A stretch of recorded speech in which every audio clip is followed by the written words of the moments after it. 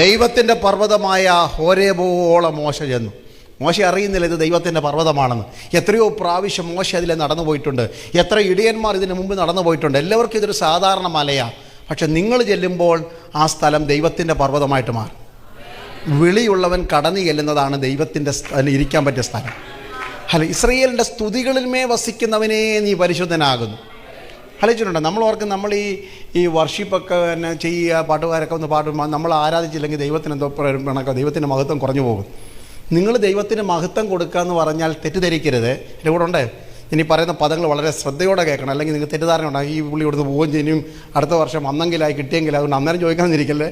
എന്തെങ്കിലും ഉണ്ടെങ്കിൽ ഡോർ അടച്ചിട്ട് കണ്ട് പോകുന്നതിന് മുമ്പ് ചോദിച്ചോണം, ഈ വഴി തുറന്നിട്ടേക്കണമെന്ന് മാത്രം. ഓക്കെ, അപ്പോൾ നിങ്ങളെന്നോട് ചോദിച്ചാൽ മതി. എന്താണ് പ്രശ്നം? എന്താ ചോദ്യം? ഇതാണ് അല്ലേ, നമ്മൾ ദൈവത്തിന് അബ്രഹാമിൻ്റെ കാലത്ത് അബ്രഹാം ദൈവത്തെ സ്തുതിച്ചു, അപ്പോൾ ദൈവത്തിന് 5% മഹത്വം കിട്ടി.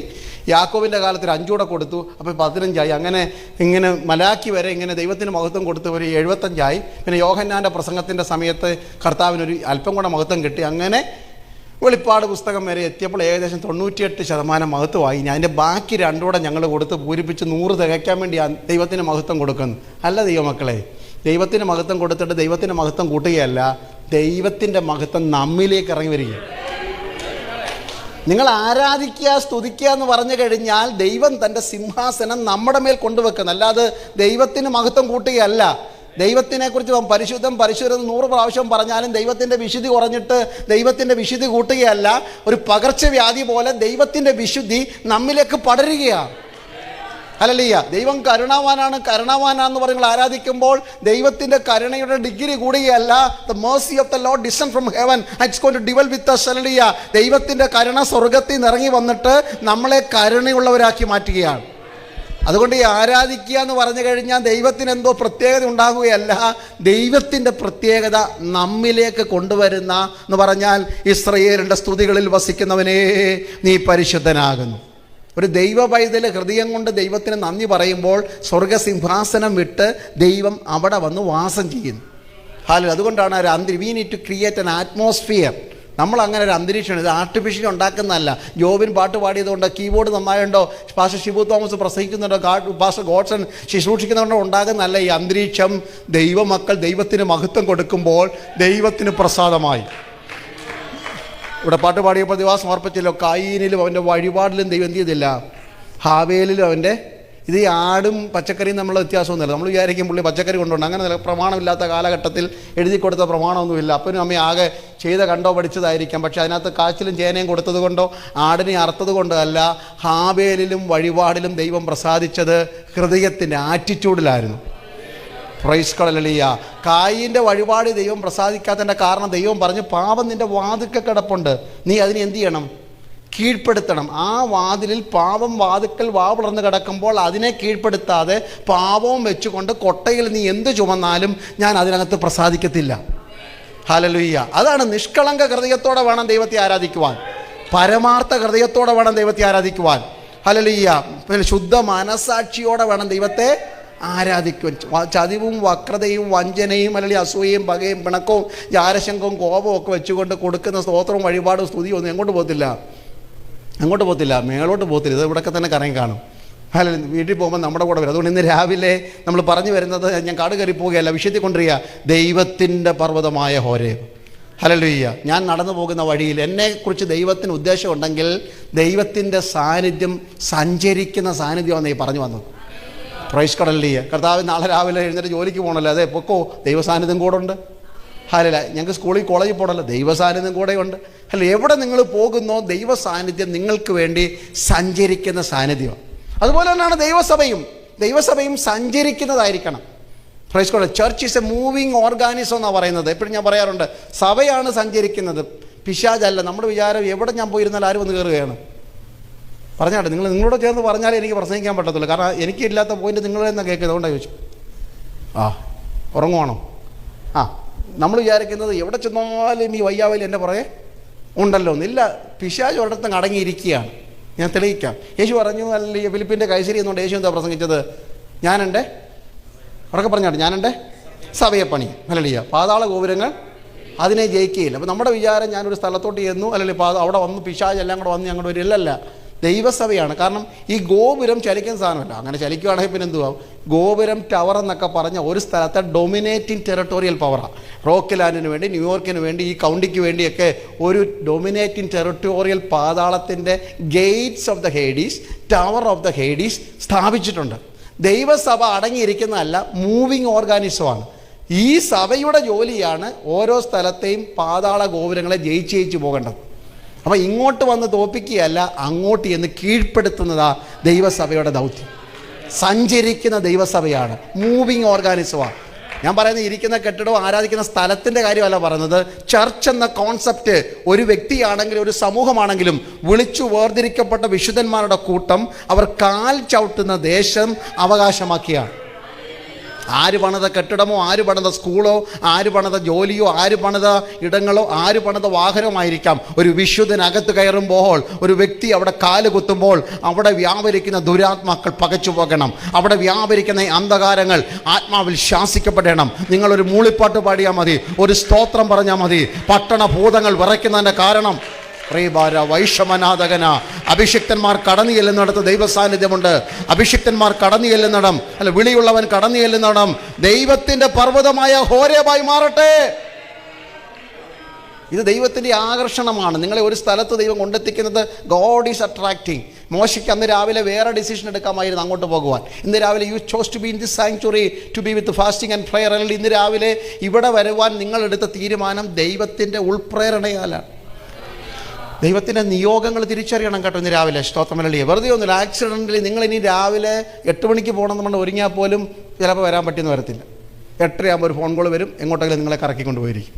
ഉച്ചയാകുമ്പോഴേ അറിയുന്നത് വെറുതെ ഇന്നത്തെ ദിവസം കളഞ്ഞു കുളിച്ചത്. പക്ഷേ ഇന്ന് രാവിലെ നിങ്ങൾക്ക് വരാൻ പറ്റിയെങ്കിൽ ഇതിനും ഒരു ദൈവത്തിൻ്റെ ഉദ്ദേശമുണ്ട്. അതുകൊണ്ട് വരാത്തവരെ ഞാൻ കുറ്റം പറഞ്ഞതല്ല, അവർക്ക് ജോലിയുടെ കാര്യങ്ങളൊക്കെ ഉണ്ടല്ലോ. ഞാൻ പറഞ്ഞത് ദൈവം ഒരാളെ ഒരു സ്ഥലത്ത് ഒറ്റയ്ക്കൊക്കെയാണ് ദൈവം കൊണ്ടുവരുന്നത്. ഈ മോശയെ കൊണ്ടുവരുമ്പോൾ വേണമെങ്കിൽ ഇസ്രായേൽ മക്കളെ മുഴുവൻ ദൈവത്തിന് ഹോരേബിനോടെ വിളിക്കാമായിരുന്നു, അല്ലേ? അഹരോനെ വിളിക്കാമായിരുന്നു, ഹൂരിനെ വിളിക്കാമായിരുന്നു, കോരഹിനെ വിളിക്കാമായിരുന്നു. അവിടെ ഇസ്രായേൽ പ്രമാണിമാർ അല്ലെങ്കിൽ അന്നത്തെ കാലത്തുണ്ടായിരുന്ന സകലരെ വിളിക്കാമായിരുന്നു. എന്തിനേറെ പറയുന്നു, ഫറവോനെ വിളിച്ച് ശാസിക്കാമായിരുന്നല്ലോ. പക്ഷേ ദൈവത്തിന് ഒരാളിൽ പ്രസാദം തോന്നിയാൽ ദൈവം ഇരിക്കുന്ന സ്ഥലത്തും കൊണ്ടുവരും, നിങ്ങൾ ഇരിക്കുന്ന സ്ഥലത്ത് ദൈവം വരികയും ചെയ്യും. ഇത് രണ്ടും മറന്നു പോകല്ലേ. ഹല്ലേലൂയ. നിങ്ങൾ ഇരിക്കുന്ന സ്ഥലത്ത് ദൈവം ഇറങ്ങി വരും, ദൈവം ഇരിക്കുന്ന സ്ഥലത്ത് നിങ്ങളെ കൊണ്ടുവരികയും ചെയ്യും. ദൈവത്തിൻ്റെ പർവ്വതമായ ഹോരേബോളം മോശെ അങ്ങനെ നടന്നു ചെന്നു. അങ്ങനെ നടന്നു ചെല്ലുമ്പോൾ ഒരു കാഴ്ച കാണുകയാണ്. അപ്പോൾ ആ ചിന്തയിലേക്ക് വന്നിട്ട് വേണമല്ലോ 5-ാം വാക്യം തുടങ്ങുവാൻ. അങ്ങനെ അവിടെ ചെല്ലുമ്പോൾ പതിവിന് വിപരീതമായ ഒരു കാഴ്ച മോശ കണ്ടു. ഇസ്രയേൽ യൂണിവേഴ്സിറ്റിയിലെ നന്നായി പഠിച്ചാൽ ഇസ്രയേൽ മക്കളിൽ ആകെ വിദ്യാഭ്യാസമുള്ള ആർക്കേ ഉള്ളൂ? മോശയ്ക്കേ ഉള്ളൂ. ബാക്കി എല്ലാവരും അടിമയുടെ മക്കളാണ്. സ്കൂളിൽ പോകാൻ സാധ്യത ഉണ്ടെന്ന് എനിക്കറിയത്തില്ല. കാരണം ഈജിപ്ഷ്യൻ യൂണിവേഴ്സിറ്റിയാണ്. മോശ ഭയങ്കര മിടുക്കനായിരുന്നു. മോശയെക്കുറിച്ച് സ്തേഫാനോസ് പ്രസംഗിച്ച പ്രസംഗം വെച്ച് കഴിഞ്ഞാൽ മോശയുടെ വിക്കൊക്കെ കേട്ടാൽ നമ്മൾ ഓർക്കും എന്തോ സ്തേഫാനോസ് പ്രസംഗം അറിയാമോ? മോശ വാക്കിലും പ്രവൃത്തിയിലും സമർത്ഥനായിരുന്നു. നമ്മൾ വായിക്കുന്ന മോശ ആരായിരുന്ന? വിക്കനായിരുന്നു. വിക്കൻ്റെ വാക്കിന് എന്തോ സാമർത്ഥ്യമല്ലേ.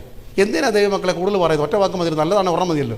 നമ്മളാണെങ്കിൽ രാവിലെ തൊട്ട് വൈകുന്നേരം വരെ കാക്ക ചിലയ്ക്കുന്ന പോലെ ചിലയ്ക്കുകയാണ്. പക്ഷേ യേശുവിൻ്റെ നാമത്തിൽ ഒറ്റ കാര്യം പറഞ്ഞ് നടക്കുമല്ലോ. വാക്കിന് സാമർത്ഥ്യം വാക്കിൻ്റെ പെരുപ്പത്തിലല്ല, വാക്കിന്മേലുള്ള അധികാരത്തിലാണ്.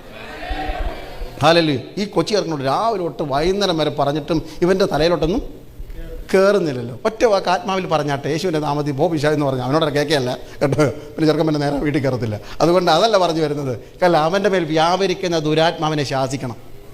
Praise God. അധികാരത്തിൻ്റെ ഒരു വാക്ക് പറഞ്ഞാൽ മതിയെന്ന് കാണുന്നവർക്കത് വിക്കുള്ള വാക്കായിട്ട് അതിനകത്ത് പ്രാസമൊന്നും കാണത്തില്ല, അതിനകത്ത് ഫ്ലുവൻസി ഒന്നും കാണത്തില്ല. പക്ഷേ ഞാനിവിടെ കിടന്നിട്ട് 1.5 മണിക്കൂർ പ്രസംഗിക്കുന്നതിനേക്കാൾ കരുത്ത മുറിയട്ടെന്ന് പറഞ്ഞാൽ മോശയുടെ വാക്കിന് ചെങ്കടൽ മുറിയും.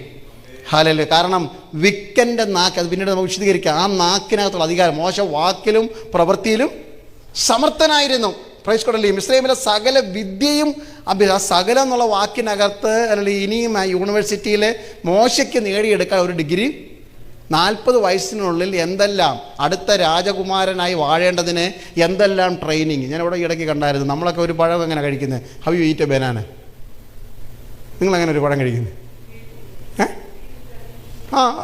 പഴം എടുത്തിട്ട് അത് പൊളിച്ച് തിന്നും. പക്ഷേ ഇന്നാളെ ആണ്ട് പറഞ്ഞിട്ട് രാജാക്കന്മാരൊക്കെ 1.5 മണിക്കൂർ എടുത്ത ഒരു ബനാന നമ്മൾ ഒരു കലപ്പഴം തിന്നാൻ നേരം കൊണ്ട്. കാരണം അവർക്കൊരു സിസ്റ്റം ഉണ്ട്. അതെങ്ങനെ മുറിക്കണം, എവിടെ നിന്ന് കട്ട് ചെയ്ത് തുടങ്ങണം, എവിടെ പീൽ ചെയ്യണം, ഏത് നൈഫ് ഉപയോഗിക്കണം, ഇതൊക്കെ കൊച്ചിലെ തൊട്ട് രാജാക്കന്മാർക്ക് ട്രെയിനിങ് ആണ്. നമുക്ക് അത്രയും ഉള്ളതൊന്നുമില്ല. നമുക്കൊരു പഴം കിട്ടി അന്നേരം വിഴുങ്ങണം. ഇത്രയേ ഉള്ളൂ നമ്മുടെ സ്വപ്നം. ഇവിടെ മോശ സകല വിദ്യയും ട്രെയിൻ ചെയ്ത് എങ്ങനെ കഴിക്കണം, എവിടെ ഇരിക്കണം, എവിടെ നിൽക്കണം, എവിടെ നടക്കണം, ഒരടിക്ക് ഒരാളെ എങ്ങനെ കൊല്ലണം.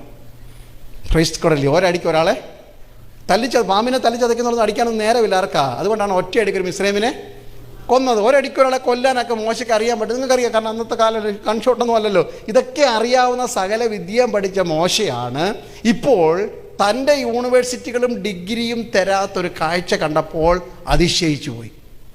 എന്തായിരുന്നു താൻ കണ്ടത്? താൻ ആടും മേയിച്ച് മിസ്രൈമിൽ ആടും മേയിച്ചുകൊണ്ട് മിദ്യാനിൽ ആടും മേയിച്ചുകൊണ്ട് വരുമ്പോൾ ഒരു കാഴ്ച കാണുന്നു. 3-ാം വാക്യത്തിൽ 4-ാം വാക്യത്തിൽ പെട്ടെന്ന് ഒരു മുൾപ്പടർപ്പ് കത്തുന്നു. Praise God. അതൊരു സാധാരണ കാഴ്ചയാണ്. കാരണം ആട്ടിടയന്മാർക്ക് ഇതൊരു സാധാരണ കാഴ്ചയാണ്. പർവ്വതത്തിൽ കാട്ടുമുളകളും അല്ലെങ്കിൽ ഇല്ലികളും തമ്മിൽ കൂട്ടി ഒരഞ്ഞിട്ട് കാട്ടുതീ, അല്ലെങ്കിൽ ഒരു വൈൽഡ് ഫയർ എന്ന് പറയുന്ന ഒരു സാധാരണ കാഴ്ചയാണ്. അത് ശ്രദ്ധിക്കേണ്ട കാര്യമൊന്നുമില്ല. അവിടെ തീ കണ്ടെങ്കിൽ ഇപ്പുറത്തോടെ മാറിപ്പോകുക എന്നുള്ളതാണ് സാധാരണ കാഴ്ച. ഇതൊന്നും കാണുന്നതാണ്. കഴിഞ്ഞ 40 വർഷമായിട്ട് മോശ മിദ്യാൻ മരുഭൂമിയിൽ സ്ഥിരം കാണുന്ന ഒരു കാഴ്ചയാണ് അല്ലെങ്കിൽ കാടുകൾക്ക് തീ പിടിക്കുന്നത്. പക്ഷേ ഇവിടെ നിന്നുകൊണ്ട് മോശ പറയുന്നു, ഈ വലിയ കാഴ്ച എന്ത്? ഇങ്ങനെ പറയണമെങ്കിൽ അവിടെ ഒരു സംഭവം പറയുന്നുണ്ട്, മുൾപ്പടർപ്പ് കത്തുന്നുണ്ടെങ്കിലും വെന്തു പോകുന്നില്ല. ഇതാ ദൈവം കത്തിക്കുന്ന തീയും ഈ ലോകത്തിൻ്റെ പ്രമാണം നമ്മൾ വ്യത്യാസം. കഷ്ടതയുടെ കഠിന ശോധനയിൽ കൂടെ കടന്നു പോകുമ്പോൾ അവസാനിച്ചു എന്ന് പറയുന്നത് ലോകം. ഹല്ലേലൂയ. വീണ്ടും നിങ്ങൾക്ക് തിളക്കം കൂടുന്നെങ്കിൽ ഇത് ദൈവം കത്തിച്ച തീയാണ്. എൻ്റെ വേദന ദൈവം തന്നതാണെന്ന് തിരിച്ചറിയുന്നത് ഹല്ലേലൂയ ദൈവം കത്തിക്കുമ്പോഴാണ്. ദൈവത്തിൻ്റെ കരസ്പർശനം ഉള്ളത് കൊണ്ടാണ് ഞാൻ ഈ കഷ്ടത്തിലും പിടിച്ചു നിന്നത്. ഹല്ലേലൂയ. എഴുന്നേറ്റൊരു സാക്ഷ്യം പറയാൻ പറഞ്ഞ് ഇന്ന് പകൽക്കാല സാക്ഷ്യത്തിന് വേണ്ടി സമയം മാറ്റിവെച്ചാൽ ഇവിടെ ഇരിക്കുന്ന ഒരു അല്ലെങ്കിൽ 90% ആൾക്കാരും ഒരു പാട്ടെങ്കിലും പാടി സാക്ഷ്യം പറയും, ഇന്നലകളിൽ ദൈവം നടത്തിയ വഴികൾ. ശോധനയുടെ അല്ലെങ്കിൽ താഴ്വരകൾ, നിരാശയുടെ താഴ്വരകൾ, വേദനയുടെ താഴ്വരകൾ, അതൊക്കെ പിന്നത്തേതിൽ ഞങ്ങൾക്ക് മനസ്സിലായി ഇതൊക്കെ നന്മയ്ക്കായിരുന്നുവെന്ന്.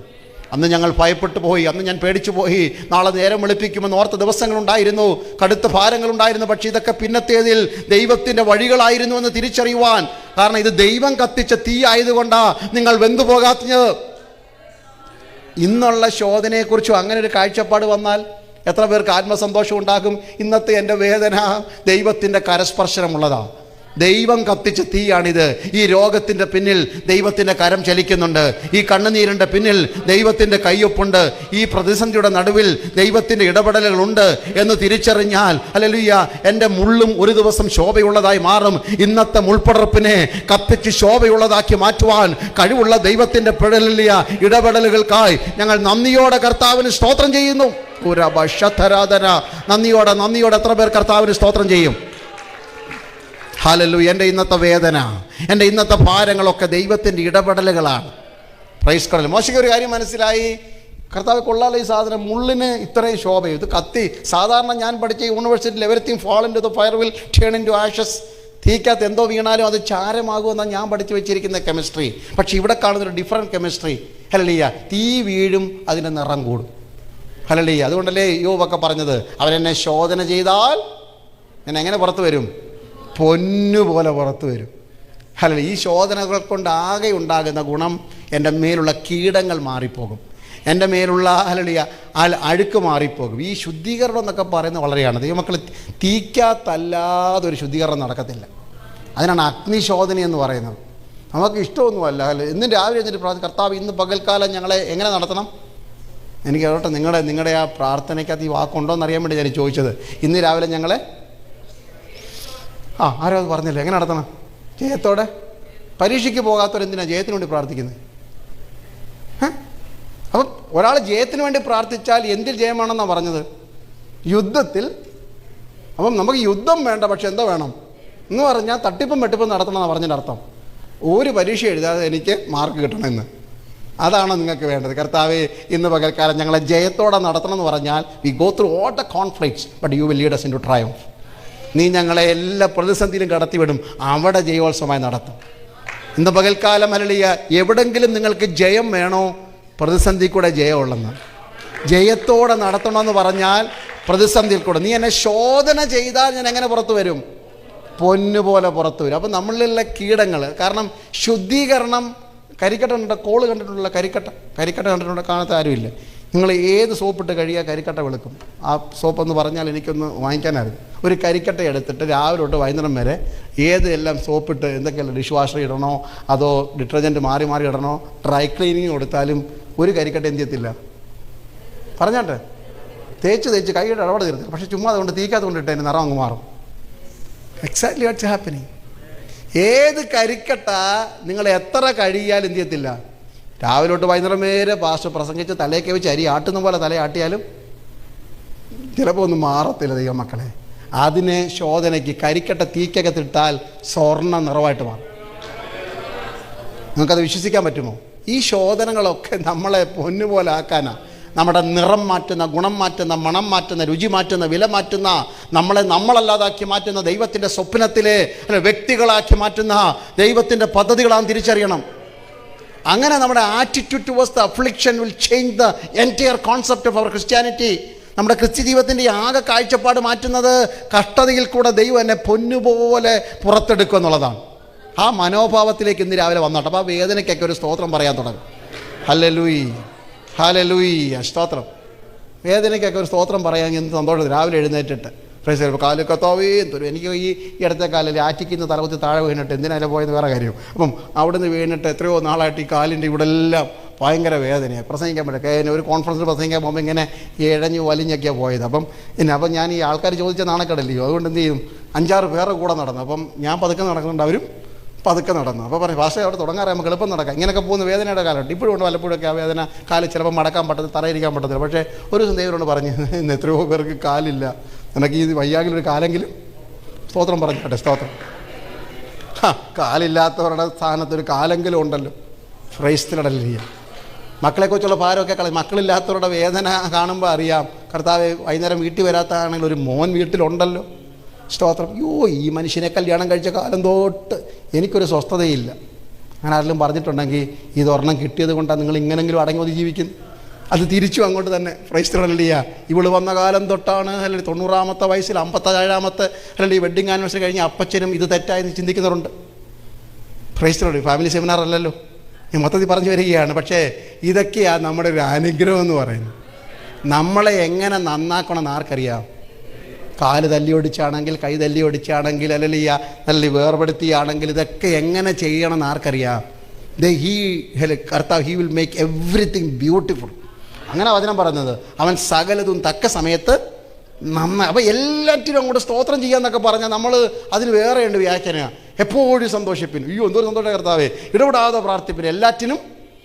എല്ലാറ്റിനും എന്ന് പറഞ്ഞ ഉടനെ നമ്മുടെ കുറേ ലിസ്റ്റുണ്ട്, അതിന് മാത്രമേ ഉള്ളൂ. വീട്ടിലോട്ട് നോക്കി സ്തോത്രം, കാറിലോട്ട് അതിൻ്റെ ബാക്കി വേണം എഴുതി വെക്കാം, ഗോഡ്സ് ഗിഫ്റ്റ് എഴുതി വെക്കാം, സ്തോത്രം, പിന്നെ എല്ലാം. പക്ഷേ വേറെ എന്തെങ്കിലും പ്രശ്നം വന്നാൽ ഈ എല്ലാറ്റിനും എന്നുള്ളതിന് വേറെ അർത്ഥമല്ല. എല്ലാറ്റിനും എന്ന് പറഞ്ഞാൽ യേശുവിനല്ലേ ഉദാഹരണം. ഈ അപ്പം എടുത്ത് ഞായറാഴ്ച ഇവിടെ എല്ലാ ആഴ്ച ഉണ്ട്, ഞങ്ങൾക്ക് എല്ലാ ഞായറാഴ്ചയും കർമ്മശിയുണ്ട്. ഇങ്ങനെ കരങ്ങളെടുത്ത് അപ്പം എടുത്തൊരു സ്തോത്രം ചൊല്ലി എങ്ങനെയാണ് നുറുക്കിയത്?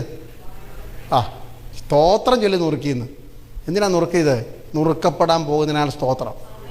അവരെന്നെ തല്ലും, അവരെന്നെ കൊല്ലും, അവരെന്നെ അടിക്കും, ചാട്ടവറുകൊണ്ട് അടിക്കും, മാംസം അടർന്ന് മാറും, കണ്ണ് കെട്ടി തല്ലും, തലയിൽ മുൾക്കിരീടം വെക്കും, മുഖത്തെ രോമം പിച്ചിപ്പറിക്കും, കയ്പ് കാടി കുടിക്കാൻ തരും, കൈത്തണ്ടയിൽ കൂർത്ത ആണികൾ തുളച്ച് കയറ്റും, കാലിൽ ആണി കയറ്റും, ചങ്ക് കുത്തി തുളയ്ക്കും, വസ്ത്രം പറിച്ചുരിയും, ആക്ഷേപിക്കും. നുറുക്കപ്പെടാൻ പോകുന്നതിനാൽ സ്തോത്രം. ഹല്ലേലൂയ. സ്തോത്രം പാടിയ ശേഷം ഒലുമലയ്ക്ക് പോയത്. സ്തോത്രം പാടിയ ശേഷം ഒലുമലയ്ക്ക് പോയത്. കാരണം രക്തം വിയർപ്പാകുന്നെങ്കിൽ അതിനും സ്തോത്രം കർത്താവേ.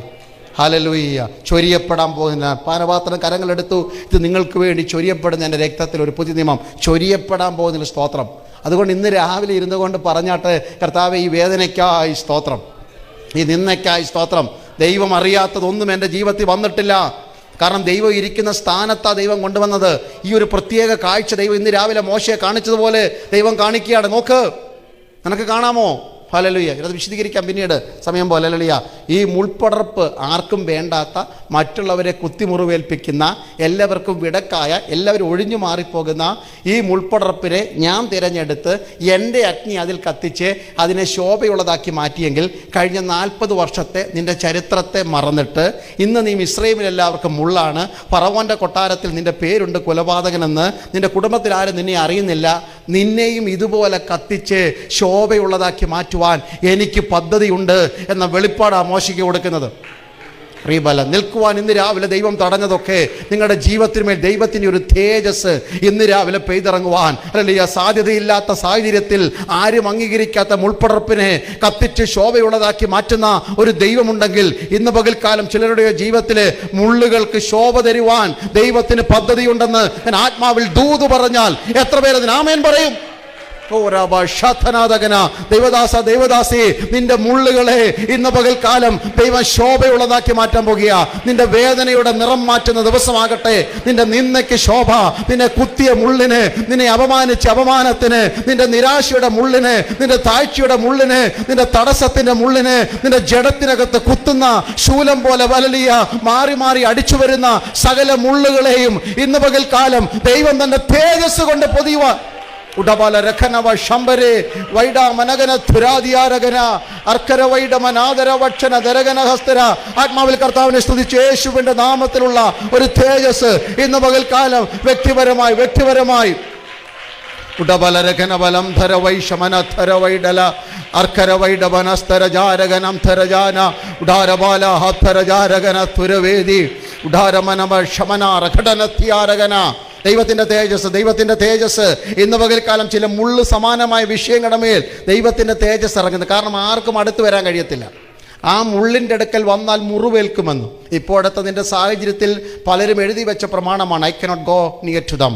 ഞങ്ങൾക്ക് അങ്ങോട്ട് പോകാൻ പറ്റത്തില്ല. We don't like to visit that house. അവർ കൂടുന്ന സാധന പ്രയാസങ്ങളാണ്. ഞങ്ങളുടെ നിന്നെ പോയി ഇനി അതിനകത്ത് ഞങ്ങൾ അതിനകത്ത് പെടുന്നത്. നിൻ്റെ ആവശ്യങ്ങളുടെ മുമ്പാകെ പലരും കണ്ണടച്ച് മാറും. വെറുതെ എന്തിനാ അതിനകത്ത് പോയി തലയിടുന്നത്? പക്ഷേ സ്വർഗം പറയുന്നു, എല്ലാവരുടെയും കൂട്ടി എനിക്ക് പോകാൻ പറ്റത്തില്ല.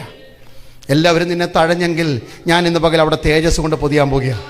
ദൈവത്തിൻ്റെ തേജസ് ഇന്ന് പകൽക്കാലം, ദ ഗ്ലോറി, ദ കാബോത്ത് glory, hallelujah, the tangible presence of the Lord ആരുടെയൊക്കെ ശിരസിന്മേൽ ഇന്ന് പകൽക്കാലം ദൈവം ആകാശം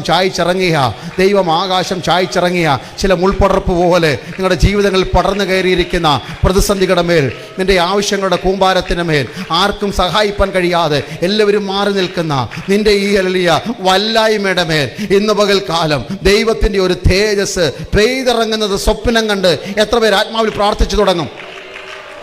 യേശുവിൻ്റെ നാമത്തിൽ അത് ഞാൻ കാണുന്നു. ഹല്ലേലൂയ. ഇരുന്ന ഓരോരുത്തരുടെ മേലും ഹല്ലേലൂയ അഗ്നി നാവുകൾ പതിഞ്ഞതുപോലെ പെന്തക്കോസ്ത് നാളിലെ ആ 120 പേർ ഇടിച്ച് ഒതുങ്ങിയിരുന്ന മാളിക മുറിക്കകത്ത് ആകാശം കീറി ദൈവത്തിൻ്റെ വാഗ്ദത്തത്തിൻ്റെ പരിശുദ്ധാത്മാവ് അഗ്നി പോലെ ഇറങ്ങി വന്ന് ഓരോരുത്തരുടെ മേൽ പതിഞ്ഞതുപോലെ ഇന്നിവിടെ ഇരിക്കുന്ന 30, 20, 40 പേരുടെ ഓരോരുത്തരുടെ മേൽ പ്രായം നോക്കാതെ, നിങ്ങളുടെ ആരോഗ്യം നോക്കാതെ, നിങ്ങളുടെ സാഹചര്യം നോക്കാതെ, ഭാര്യയോ ഭർത്താവെന്നോ നോക്കാതെ, കുടുംബത്തിൻ്റെ പേര് നോക്കാതെ, ഓരോരുത്തരുടെ മേൽ, അത് പത്രോസായാലും അന്ത്രോസാണെങ്കിലും യാക്കോബാണെങ്കിലും സക്കായി ആണെങ്കിലും മറിയാണെങ്കിലും മാർത്തയാണെങ്കിലും പേരെന്തുമായിക്കൊള്ളട്ടെ, ഓരോരുത്തന്റെ മേൽ ഇന്ന് പകൽക്കാലം ദൈവത്തിന്റെ തേജസ് ഇറങ്ങുകയാണ്. ആത്മാവിൽ പ്രാർത്ഥിച്ചു തുടങ്ങിക്കോ. ഹല്ലേലൂയ. പ്രസംഗത്തിന് വേണ്ടി കൊതിക്കണ്ട. ഇന്ന് പകൽക്കാലം ഒരു നിറവിന് വേണ്ടി എത്ര പേർ കൊതിക്കുന്നു? ദൈവത്തിന്റെ തേജസ് ഇന്ന് പകൽ എൻ്റെ മേൽ പെയ്തിറങ്ങട്ടെ. എങ്ങനെ old cry to the Lord, let the glory of the Lord, let the power of the God, let the power of the Lord come upon me. Hallelujah. എൻ്റെ മേൽ ഇന്ന് ഇതുവരെ പറയാത്തൊരു ഭാഷ, ഇതുവരെ പാടാത്തൊരു പാട്ട്, ഇതുവരെ പറയാത്തൊരു ദൂത് എൻ്റെ ആദരത്തിൽ കൂടെ പുറത്തു വരേണ്ടതിന് ഇന്ന് പകൽ അത് കൊതിയോടെ ഈ മുള്ളിൻ്റെ മേൽ ദൈവത്തിന്റെ തേജസ് ഇറങ്ങട്ടെ.